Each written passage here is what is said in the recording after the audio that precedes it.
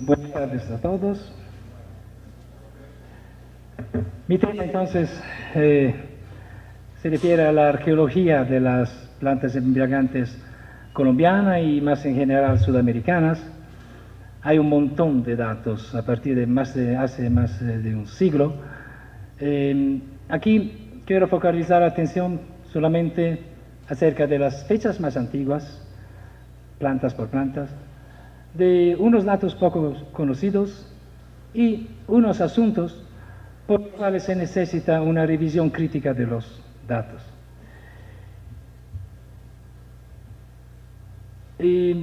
Estudiando la arqueología de las plantas embriagantes, se utilizan solitariamente 4 tipologías de documentos. En Sudamérica utilizamos 3 solamente. Una es la que se llama la evidencia directa, es decir, cuando en los hallazgos, en las excavaciones, se encuentra la planta misma o eventualmente se encuentran sus alcaloides, por ejemplo, el pelo de una momia, las hojas adentro de la boca de la momia, trocitos de yodo quemados adentro de una pipa. Esta es evidencia directa. Y una segunda tipología son los parafernalia del uso, porque para utilizar las plantas se utilizan instrumentos, pipas para fumar, tapetas y cánulas para inhalar, y también esta segunda tipología de documentación nos dice mucho sobre la relación humana y la tipología del uso del hombre con estas plantas. Una tercera tipología de documentación es la iconográfica. Es la más aleatoria, porque no siempre, en pocos casos, estamos seguros que la planta que está pintada o dibujada en la roca sea seguramente esta planta y no otras.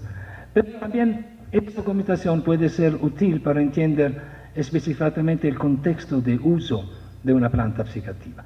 Como he dicho, hay una cuarta tipología de documentación que aquí no he puesto porque en Sudamérica no se utiliza mucho. En otras plantas sí, son la documentación literaria. Se utiliza muchísimo en las poblaciones que tienen una escritura antigua de milenios de anticristos, como puede ser en Mesopotamia con los sumerios, los asirios o los egipcios antiguos con sus jeroglíficos. Allí está muy importante esta cuarta tipología de documentación. Empezamos con la ayahuasca, la más problemática, ayahuasca ya sé, más problemática por la aceptación de una nueva hipótesis que se está desarrollando en estos últimos años. Por ayahuasca aquí entiendo el brebaje psicoactivo en su fórmula clásica, es decir, el cocimiento del bejuco de la Banisteriopsis caapi, más las hojas que tienen MAO inhibitores como principios activos, más las hojas de Psychoptea viridis o Diplopteris capitana, que contienen dimetilhermanas, las vitaminas alucinógenas. Hace 10 años que en los libros, en los artículos bien académicos, se dice, la ayahuasca es antigua de miles de años el uso humano de la ayahuasca. Y cuando se pone una fecha, solitamente se pone a 5.000, 6.000 años de edad, de antigüedad. ¿Por qué se pone esta fecha? Porque es la fecha, por Sudamérica, del inicio de la alfarería, de la vasilla, porque conocemos que para poder preparar la ayahuasca en su fórmula clásica se necesita alfarería, vasilla para cocinar. En realidad no se necesita esto, conocemos la preparación de la ayahuasca del yacer fresco sin cocinado. Pero la alfarería la más antigua en Sudamérica de momento es fechada al 4.400, 4.000 a.C., cultura Valdivia en Ecuador. Todos ponen esta fecha, que es el inicio de la alfarería, como el inicio de la utilización de la ayahuasca, pero esto es impropio, esta deducción. Y no solo en esos últimos años, un pequeño grupo de investigadores de diferentes disciplinas, incluido, estamos revisionando de manera crítica este uso milenario de la ayahuasca que todos dicen. Porque, ante todo, la arqueología es totalmente muta. No conocemos un dato, seguro cierto, arqueológico de evidencia directa o de paternalia o de iconografía, que se puede referirse a la ayahuasca. No solo no parece ser antiguo de millares de años, sino que un conjunto de estudios etnomusicólogos, filológicos, etnohistóricos, históricos, etnobotánicos, no están demostrando, todo el contrario, que la ayahuasca en su fórmula clásica es algo de muy reciente, unos siglos, 300, 400 años, no más. Por ejemplo, hay un etnomusicológico que ha controlado los ícaros, estos cantos asociados al uso de la ayahuasca, estudiando los ícaros de todas las poblaciones, las etnias que utilizan la ayahuasca, se ha visto que tienen una base musicológica común. Cuando la música conocemos que es uno de los elementos culturales que más se diferencia entre las etnias, también etnias cercanas tienen una diferenciación musical muy fuerte, pero por los ícaros no, hay una base común musical, lo que es contrario a la idea que sea algo de muy antiguo. Un estudio filológico analizando las etimologías de las 50 y más maneras de llamar los nombres, de llamar la ayahuasca en las diferentes etnias, se ha visto que la mayor parte son simplemente traducciones locales de la palabra quechua ayahuasca, bejuco del muerto. Nosotros también, por lo que se refiere a los cronistas, los primeros cronistas españoles, ya en el 1500, en sus escritos, ya hablan de todas las otras drogas, de la coca, de la wicca, de la chupa, de la chicha, o la ayahuasca, el silencio total. El primer documento que habla de la ayahuasca como brebaje, y también propio ayahuasca en absoluto, es este documento de 1738, del jesuita Pablo Maroni. Es muy claro como referimiento. Mira que no hay que darse cuenta de lo que dicen los chamanes, o tampoco de lo que dicen los neochamanes o los movimientos modernos religiosos que la ayahuasca, que es la ayahuasca antigua de miles de años. Porque, por ejemplo, como ha demostrado de manera increíble un estudio de Shepard, el colega Shepard, que ha estudiado entre los Machichenga y Loyola, que son dos poblaciones de la Amazonía peruana, donde sus chamanes dicen que su uso es muy, muy antiguo.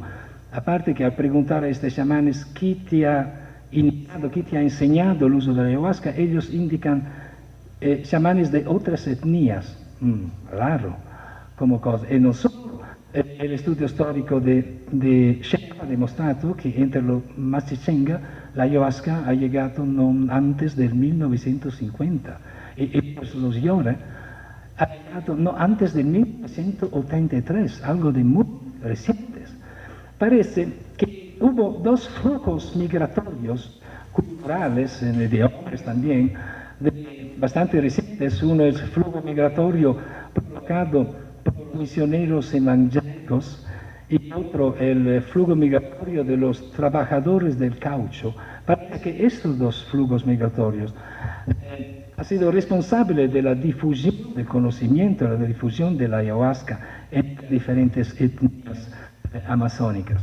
Interesante es la tesis de Manuel Torres de la Universidad de Miami en sus últimos artículos, el cual dice, mira, para estudiar la génesis de la ayahuasca en su fórmula clásica, hay que en realidad mirar todo el conjunto, el montón de recetas amazónicas, donde se hace la combinación de MAO inhibitores, de fuentes de MAO inhibitores y de fuentes de DMT.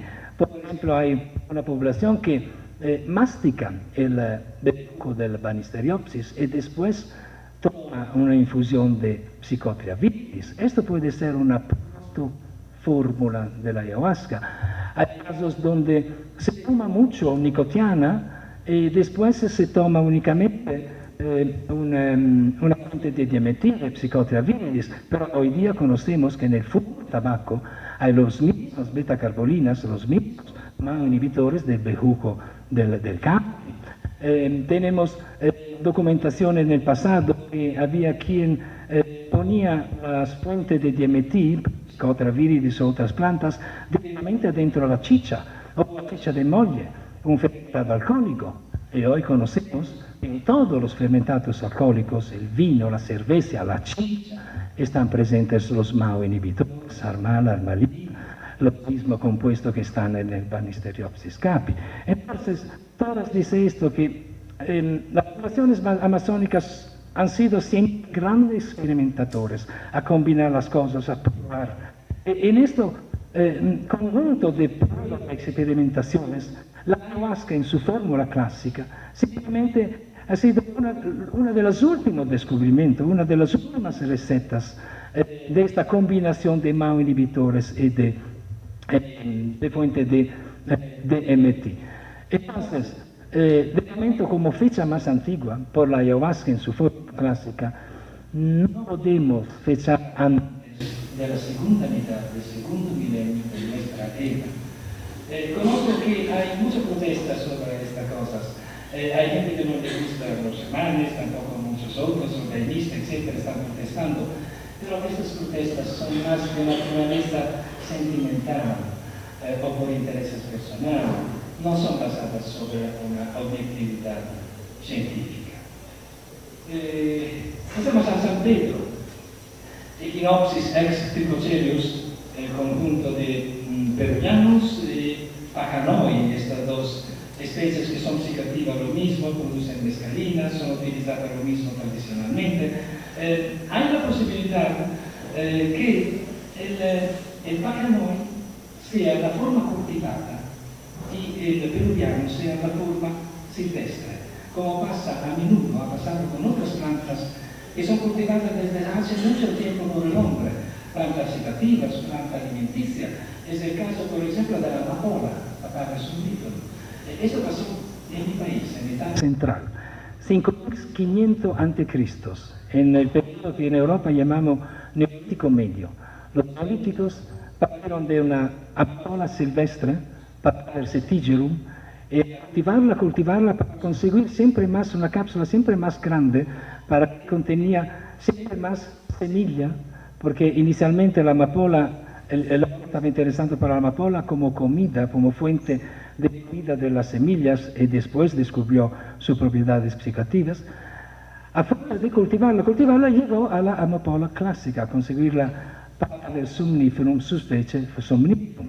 Esto pasó también con la vid, pasó con el cava del Pacífico, para citar una otra planta psicoactiva, pasó con el maíz, para citar una planta alimenticia. Entonces, hay esta probabilidad también por el San Pedro. Solamente los estudios genéticos podrán confirmar esta suposición. Por en San Pedro tenemos las fechas más antiguas en absoluto de Sudamérica de la relación humana con una planta embriagantes. A partir del 8600 a.C., más de 10.000 años de relación humana con Pedro. Los primeros datos son de la cueva de Guitarreo, en Ancash, Perú. En esta cueva, en el fondo de la cueva, a partir del 8600 a.C. y por todos los periodos de la ocupación humana de esta cueva, se encuentra evidencia directa de San Pedro, un montón de pollen y también trocitos, espinas y trocitos del cactus, lo que hace pensar que seguramente fue una introducción no casual sino intencional de San Pedro en esta cueva, que puede haber sido una cueva ceremonial. A partir de esta fecha se conoce un montón de datos, conocemos una iconografía muy articulada entre muy etnias pre-incaicas del San Pedro. El más afamado creo que es esto, el portador de San Pedro, cultura chavino, 800 a.C. Es un ser, puede ser divino, antropomorfo, que tiene en mano un San Pedro, un cactus con cuatro, se ve bien aquí, 4 costillas. Casi siempre en la iconografía se dibuja el cactus en 4 costillas, porque el número 4, en la cosmovisión andina, es considerado un número perfecto, el número de las 4 direcciones, y el cactus con 4 costillas es considerado el cactus ideológicamente más limpio y más fuerte también. Pero representaciones, siempre en Chavín de Guantar, estas últimas excavaciones de 2014, encontraron fechado 500 a.C. este trocito de cerámica, donde muy claramente hay una representación de la parte superior de San Pedro, nuevamente con 4 costillas. Esto es el último descubrimiento. Pero hay iconografía de San Pedro más antigua de Chavín, como en la cultura copisnicue, a partir del 1200 a.C. Se puede ver los cactus siempre con 4 costillas. Y estas son las que los arqueólogos llaman las achumeras de la cultura moche y lambayeque. Son mujeres que comen en San Pedro. A menudo hay frente de ellos el enfermo, entonces es un acto de curación para curar el San Pedro. Mira que son mujeres, no son hombres. Y también en las crónicas de los cronistas españoles se hablan de mujeres que usan el San Pedro en los actas de la Inquisición, y son particularmente las mujeres. Y esto es algo de diferente respecto a estudios antropológicos que hace más de 50 años antropólogos varones en el norte del Perú a estudiar el curanderismo peruano, donde se utiliza San Pedro con la mesa, etc. Y estos antropólogos preguntaban, en el preguntar a los curanderos, mira, pero ¿hay mujeres que curan con San Pedro? No, solamente nosotros. Entonces se confiaron de esto. Hasta que no llegó hace 15, 17 años, llegó una antropóloga mujer que fue entre los curanderos, se fue en los mismos lugares entre las mujeres. Y después ganó un poquito de confianza con ella. Con ella preguntó, mira, ¿hay mujeres que curan con San Pedro? Claro, esta. Y en meses descubrió 20 curanderas que utilizan en San Pedro. Es para decir que todavía hoy siempre el género y moral del investigador influyen sobre los resultados de sus investigaciones. Cultura Nazca, primero, cuarto siglo después de Cristo, es una cultura maravillosa. Nazca es afamada en particular por sus líneas, geoglifos, pero tienen también una alfarería maravillosa, muy psicodélica, muy dramática. Estos son hitos bastante grandes, como 80 centímetros, son representaciones de divinidades Nazca, y podemos ver en las sombros, como aquí, cactus de cuatro costillas. Esta es pintura Nazca, un ave arriba de un cactus con 4 costillas. Es poco conocido, esto es se llama monolito del Toldo, provincia de Ayabaca, norte del Perú siempre. Es un monolito de piedra, pulido en los 4 lados, antropomorfizado, se puede ver, y muy probablemente representa una representación de un San Pedro. Estamos proprio en el corazón de la cultura de San Pedro, del utilizo tradicional moderno también de San Pedro. Y a pocos kilómetros de esto se encuentra también arte rupestre, con nuevamente campos de San Pedro antropomorfizado. Malamente los arqueólogos no han sido todavía capaces de fechar, de dar una data a esto. Pero esto es el primero y único momento representación de San Pedro en forma estatuaria completa. Pasamos a la coca. También con la coca tenemos una fecha mucho antigua. El momento es 6000 a.C. Está en el documento más antiguo, está en Perú, en el valle de Conchoc. Se encontraron en los suelos de casas bolitas de coca truxilensis, la variedad truxilensis, más bolitas de carne. Conocemos que la coca se utiliza conjunto con una base, una fuente básica, carne o oro. Y a partir de esta fecha de 6000 Anticristo conoce un montón de evidencia directa por todas las poblaciones peruanas, no solo peruanas, hasta llegar a los incas. Esta es la famosa chica de Yuyayaco, que se encontró en la sierra más de 4.000 metros en perfecto estado de conservación, como se puede ver, echado al 1500 de nuestra era. Se puede ver todavía que ella tiene su bolo de coca, de hojas de coca, pero no solo, en este caso tenemos también una otra tipología siempre de evidencia directa, que es el análisis del pelo. Este es un pelo de 2 años, más o menos. Y ahora, los arqueométricos, así se llaman en Europa, por lo menos los químicos aplicados a la arqueología, hacen esto, toman el pelo, lo cortan, hacen el análisis segmental, se dice, es decir, lo cortan centímetro por centímetro y analizan cada trocito. Y así podemos conocer una historia de sus últimos 2 años de vida antes de ser casi sacrificada. Esta pertenece a los sacrificios incas de la Capadocia, cuando los incas sacrificaban chicos y más frecuentemente chicas a las divinidades de la sierra. Y se pudo ver que a 6 meses antes de ser sacrificada hay un pico de cocaína en su pelo. Y después, además de la cocaína, se junta el alcohol, cocaína, alcohol, porque se encontró en el pelo el cocaetileno. El cocaetileno no existe en la naturaleza, es un compuesto que el cuerpo metaboliza y construye cuando uno utiliza contemporáneamente alcohol y cocaína, y el cuerpo, para buscar de metabolizar, hace una unión de estos moléculas que es el cocaetileno y que se puede encontrar en el pelo de esta pobrecita. Tenemos también por la coca documentos de parafernalia, en los específicos los poporos, que son los contenedores de cal, se encuentran en muchas culturas antiguas. Aquí en Quimbaya, Colombia, donde hay poporos maravillosos, lo he visto en el Museo de Oro. Hay unos también enormes de oro, probablemente son poporos colectivos, utilizados socialmente, colectivamente. Hay poporos que a cada uno tiene el suyo.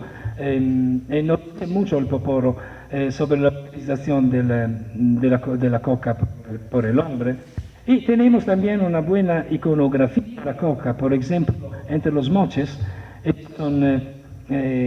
son imágenes de vasilla de moche pintadas, donde se puede reconocer hombres, a veces viejos. Los viejos, cuando tienen esta cruz en la cara, son los viejos, y que comen, utilizan con un palito, toman del poporo la coca, están utilizando la coca. Y se puede mirar que en todas estas vasillas hay estos conjuntos de puntos.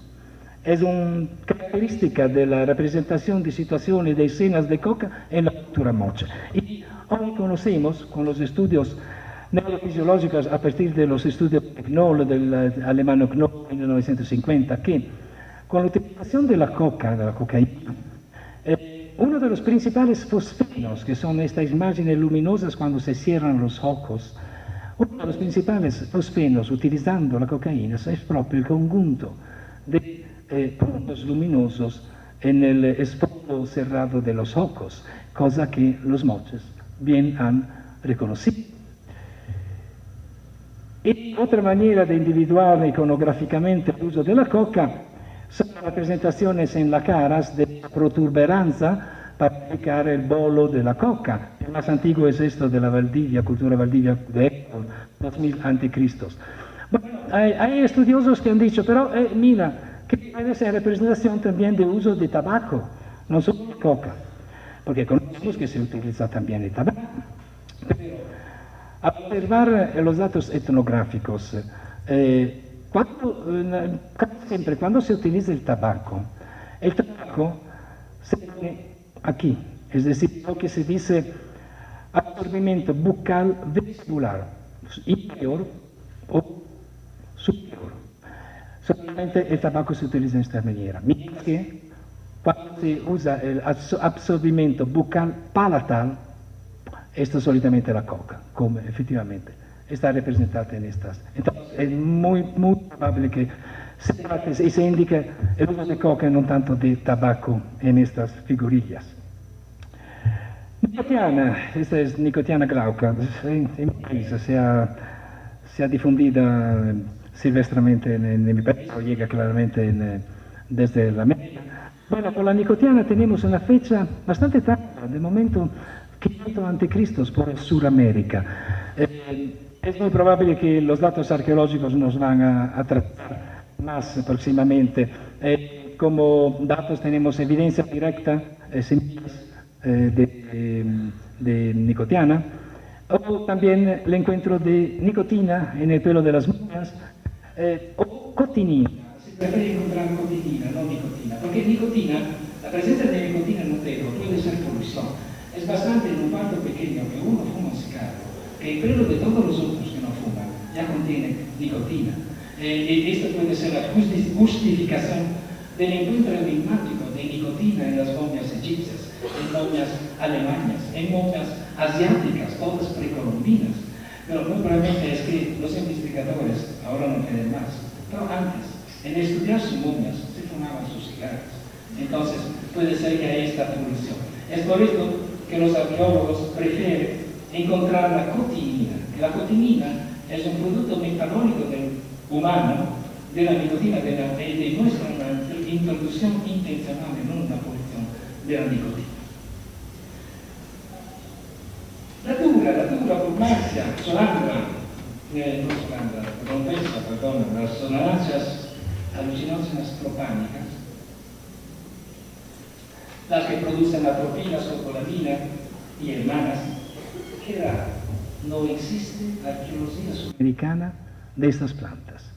Yo encontré solo un dato, semillas de datura extramonio en un cerrito del Uruguay. Cerritos son estos montículos frente de la costa, montículos antrópicos muy antiguos. Y encontraron solo uno estas semillas y no se puede fechar. Entonces tampoco conocemos la fecha de esto, pero nada.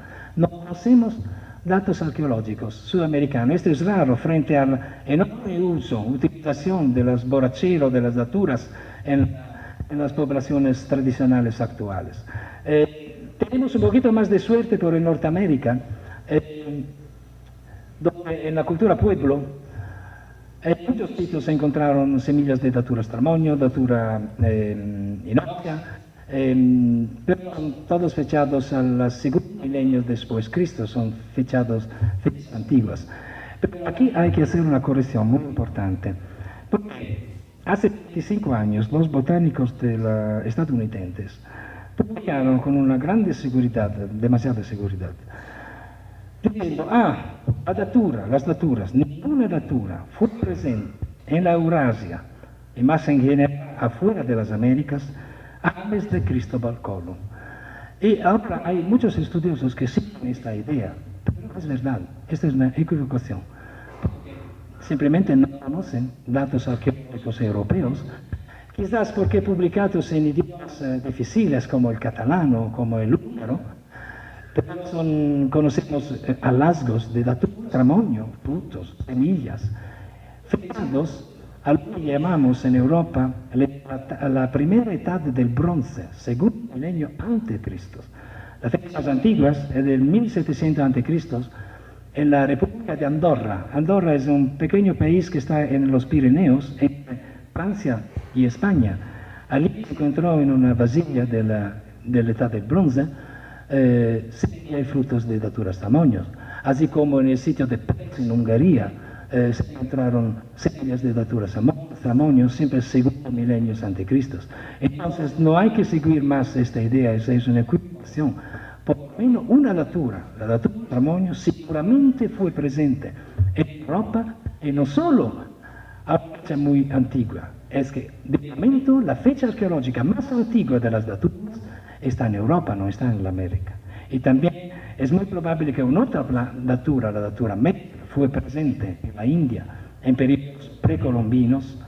Tenemos iconografía y tenemos documentos literarios precolombinos que muy probablemente demuestran la presencia de datura metal como una de las plantas del dios Shiva, el Shiva original, porque el Shiva bueno, muchas fases. El sitio original, su iconografía, su planta específica, la flor, la natura.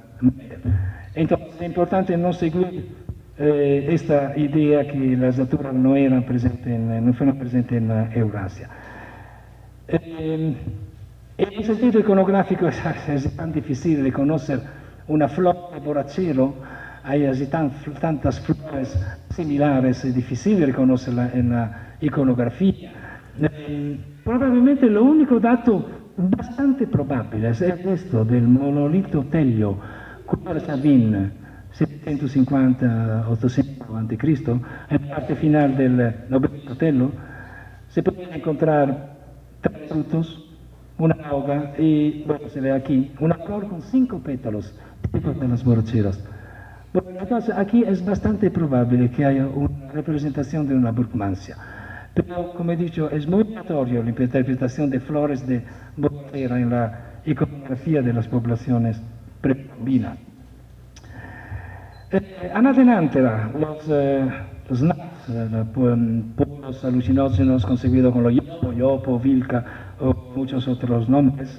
Este es un equipo de instalación de San Pedro de Atacama, donde encontramos equipos completos, es un sistema de parafernalia, una documentación de parafernalia maravilloso, donde encontramos las llamadas tabletas de madera, donde se pone el pulvo, el tubo inhalatorio, el dosificador, es decir, una cucharita.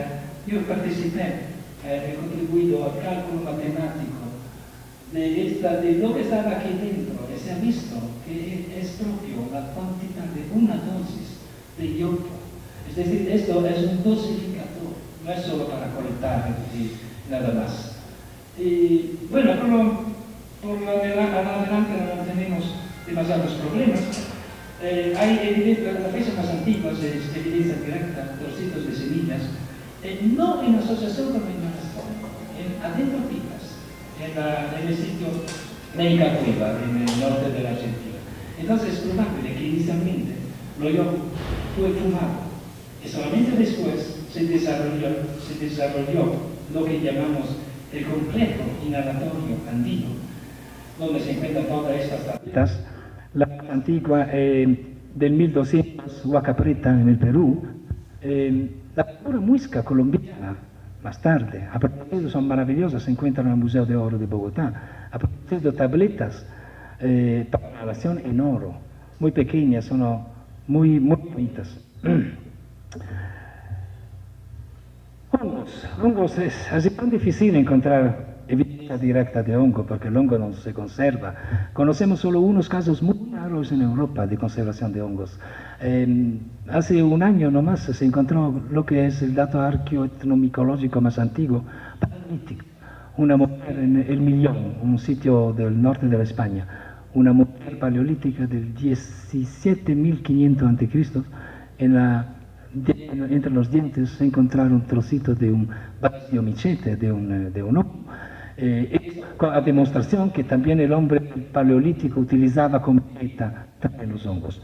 Por los hongos psicoactivos y por el Sudamérica, conocemos solo un dato bastante estudiado, bastante cierto, que es lo de los, dicho, colgantes de Darien.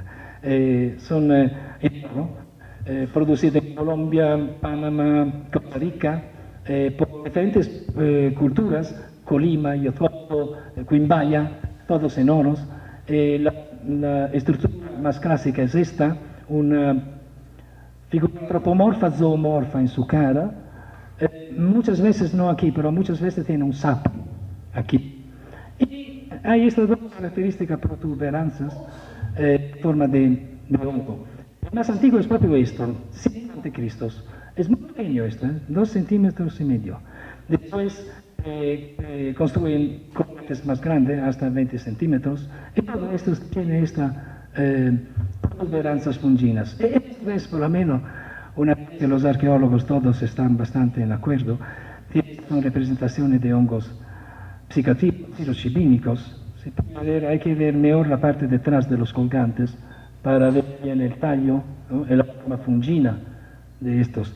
Hay algunos de estos, tiene el sombrero aquí, hay la que se llama botánicamente la papilla, es una pequeña protuberancia como que es típica de las psilocibes, de los hongos psilocibínicos del género Psilocybe.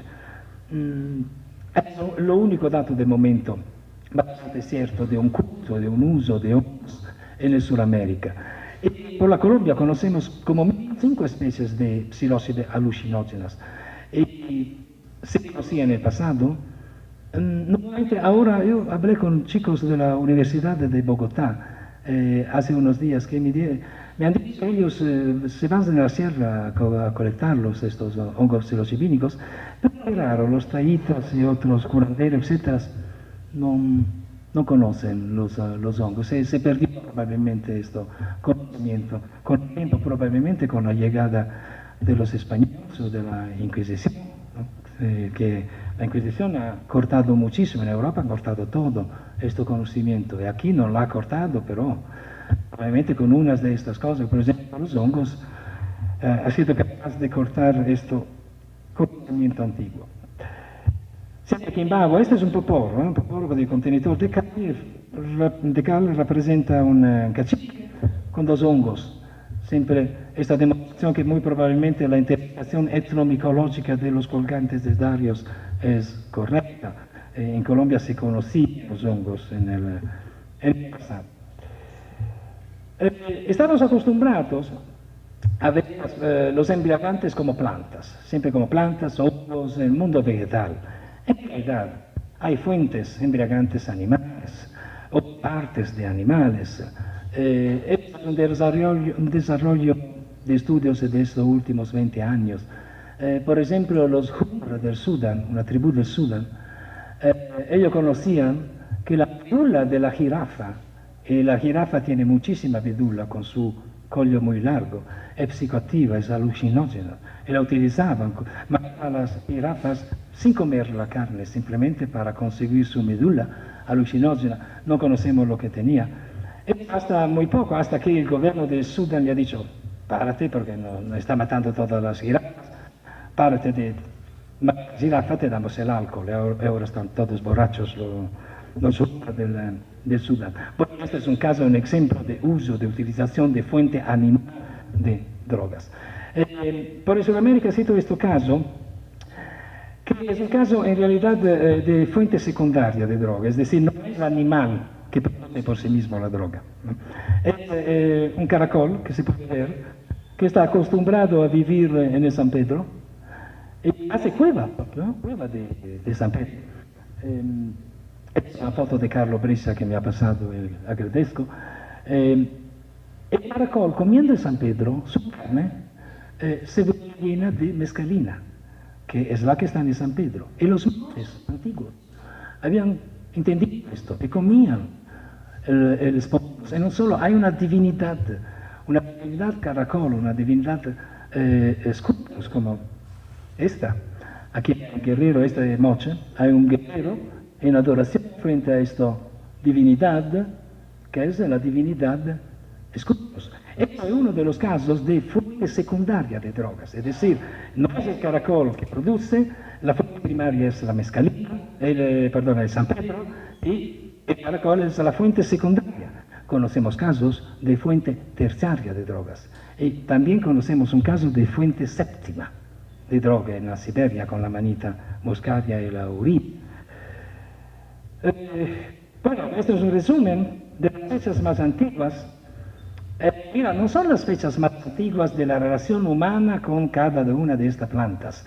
Puede ser que son mucho más antiguas el inicio de la relación humana. Estas son las fechas arqueológicas, es decir, que se ha demostrado con los documentos arqueológicos, donde la E entiende ser la evidencia directa, la I la documentación iconográfica. Podemos ver en San Pedro, que es de momento el antiguo, más de 10.000 años de relación humana con San Pedro. Después llega la coca, con 8.000 años de relación humana, como mínimo. La Ana de Nápoles, 2660 a.C., la farmacia, muy con un punto de pregunta, porque la documentación es solamente iconográfica. Es falta de documentación, de evidencia directa de las solanaccias, el datura, etc.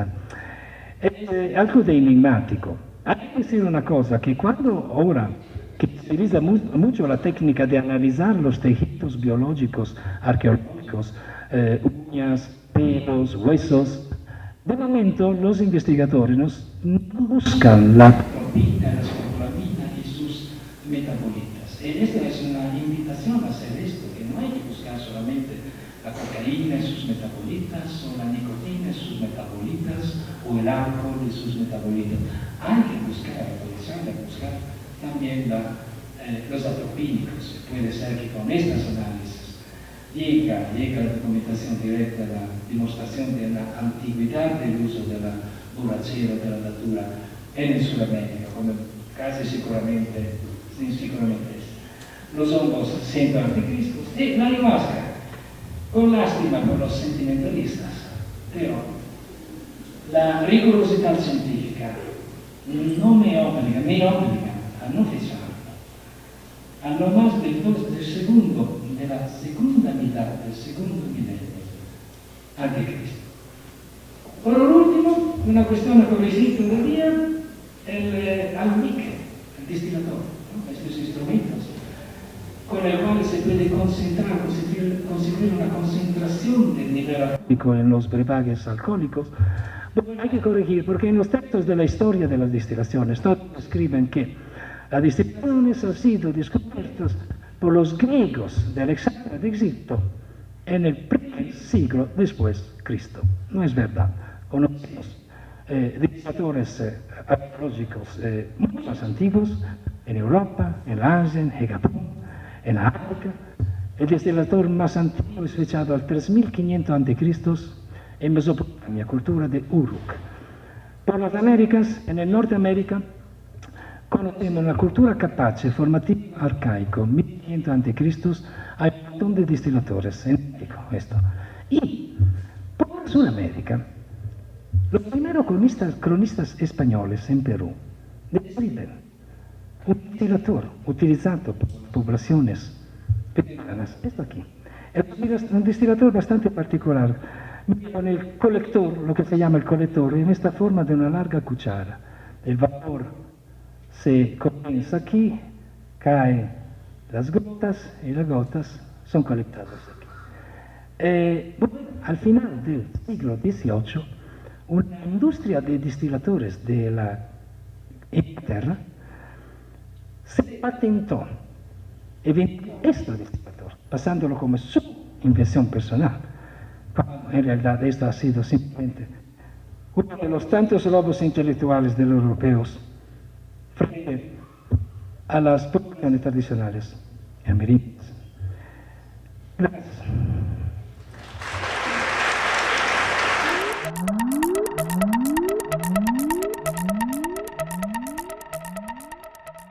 Y una segunda tipología son los parafernalia del uso, porque para utilizar las plantas se utilizan instrumentos, pipas para fumar, tapetas y cánulas para inhalar, y también esta segunda tipología de documentación nos dice mucho sobre la relación humana y la tipología del uso del hombre con estas plantas. Una tercera tipología de documentación es la iconográfica. Es la más aleatoria, porque no siempre, en pocos casos, estamos seguros que la planta que está pintada o dibujada en la roca sea seguramente esta planta, no otras. Pero también esta documentación puede ser útil para entender específicamente el contexto de uso de una planta psicoactiva. Como he dicho, hay una cuarta tipología de documentación que aquí no he puesto porque en Sudamérica no se utiliza mucho. En otras plantas sí, son la documentación literaria. Se utiliza muchísimo en las poblaciones que tienen una escritura antigua de milenios de antecristos, como puede ser en Mesopotamia con los sumerios, los asirios, o los egipcios antiguos con sus jeroglíficos. Allí está muy importante esta cuarta tipología de documentación. Empezamos con la ayahuasca, la más problemática ayahuasca, ya sé, más problemática, por la aceptación de una nueva hipótesis que se está desarrollando en estos últimos años. Por ayahuasca aquí entiendo el brebaje psicoactivo en su fórmula clásica, es decir, el cocimiento del bejuco de la Banisteriopsis cacti, más las hojas que tienen MAO inhibitores como principios activos, más las hojas de Psychoptea viridis o Diplopteris capitana, que contienen DMT hermanas, las vitaminas alucinógenas. Bueno, hace 10 años que en los libros, en los artículos bien académicos, se dice, la ayahuasca es antigua de miles de años el uso humano de la ayahuasca. Y cuando se pone una fecha, solitamente se pone a 5.000, 6.000 años de edad, de antigüedad. ¿Por qué se pone esta fecha? Porque es la fecha, por Sudamérica, del inicio de la alfarería, de la vasilla, porque conocemos que para poder preparar la ayahuasca en su fórmula clásica se necesita alfarería, vasilla para cocinar. En realidad no se necesita esto, conocemos la preparación de la ayahuasca del yacer fresco sin cocinado. Pero la alfarería la más antigua en Sudamérica de momento es fechada al 4.400, 4.000 a.C., cultura Valdivia en Héctor.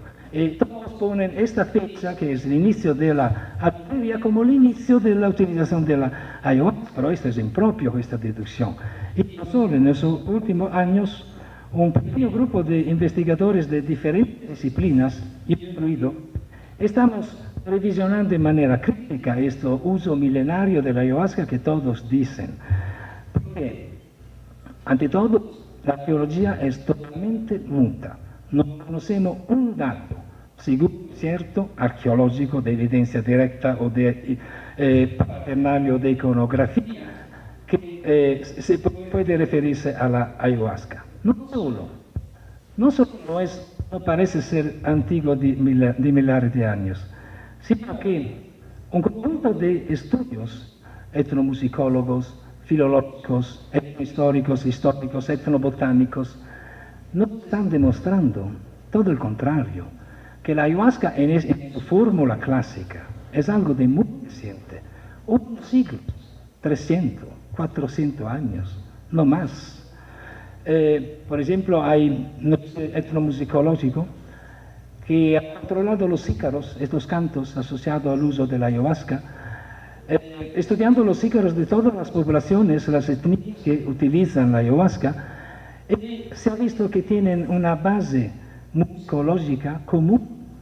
Cuando la música conocemos que es uno de los elementos culturales que más se diferencia entre las etnias, también etnias cercanas tienen una diferenciación musical muy fuerte, pero por los ícaros no, hay una base común musical, lo que es contrario a la idea que sea algo de muy antiguo.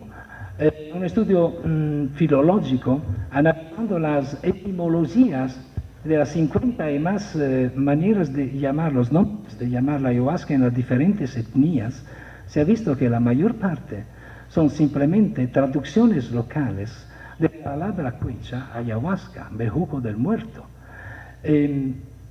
Nosotros también, por lo que se refiere a los cronistas, los primeros cronistas españoles, ya en el 1500, en sus escritos, ya hablan de todas las otras drogas, de la coca, de la wicca, de la chupa, de la chicha, o la ayahuasca, el silencio total.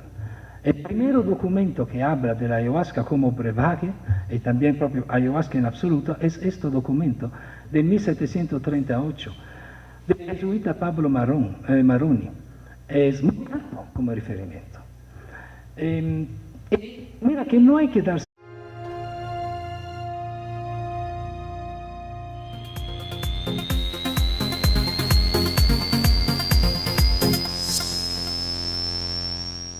Buenas tardes a todos. Mi tema entonces se refiere a la arqueología de las plantas embriagantes colombianas y más en general sudamericanas, hay un montón de datos a partir de hace más de un siglo. Aquí quiero focalizar la atención solamente acerca de las fechas más antiguas, plantas por plantas, de unos datos poco conocidos y unos asuntos por los cuales se necesita una revisión crítica de los datos.